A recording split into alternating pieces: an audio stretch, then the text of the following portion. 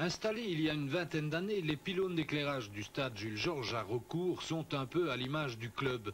Depuis quelques années, ils souffrent des agressions extérieures. Les structures métalliques qui supportent l'éclairage sont rongées par la rouille, à un point tel que la semaine dernière, la direction du club a demandé au service de sécurité et de salubrité publique de la ville de venir inspecter les pylônes. En fait, nous savions que ces pylônes avaient un certain âge et je dirais que chaque fois que nous en avons la possibilité, nous faisons une inspection. Il se fait que ces derniers temps, et plus précisément cette semaine suite aux vents violents qui ont sévi, on s'est rendu compte que l'évolution avait été beaucoup plus, je dirais, dramatique ces derniers temps et ça ne pouvait plus continuer comme cela.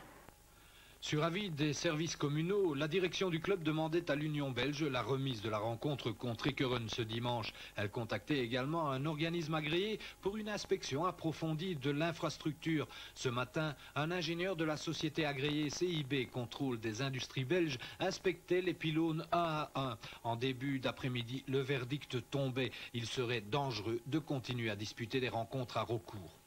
Nous nous rallions à l'avis des techniciens, c'est-à-dire que les pylônes présentent un danger actuellement et qu'il faut les démonter.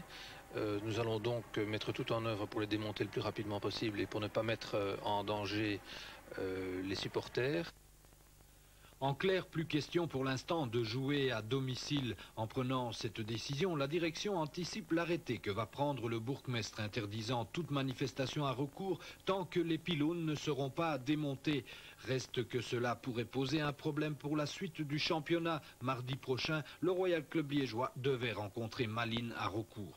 La possibilité, ce serait d'inverser les matchs, c'est-à-dire d'aller jouer le match à Malines et de jouer le match retour au mois de mai ici à Recourt. Je pense que c'est la possibilité qui tient la corde pour l'instant. Une autre possibilité serait de demander l'asile auprès d'un autre club, encore que ça présente pas mal de problèmes au plan pratique. Mais je pense que la sécurité passe avant tout et que donc là, nous ne pouvons pas y couper et nous allons faire ce qu'il y a lieu de faire. Je crois que personne ne comprendrait que nous ne prenions pas toutes les dispositions pour assurer la sécurité et des spectateurs et des gens qui circulent sur le site. Une tuile supplémentaire dont le club centenaire de Recourt se serait bien passé, tant sur le plan sportif que financier, et qui fait une nouvelle fois courir des rumeurs. Après celle de fusion, voilà que cet incident en fait surgir une autre. Le club pourrait vendre les terrains au groupe Clays pour implanter un Kinépolis. Une rumeur fermement démentie tant par la direction du club que par le groupe Clays. De part et d'autre, on certifie qu'il n'y a jamais eu le moindre contact à ce sujet.